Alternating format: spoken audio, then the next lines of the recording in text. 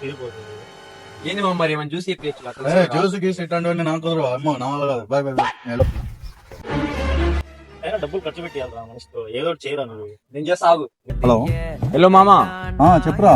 మీ lover ఇక్కడ కనపడింది. ఎక్కడ? నేను చెప్తా గానీ నీకు 100 రూపాయలు కొట్టు.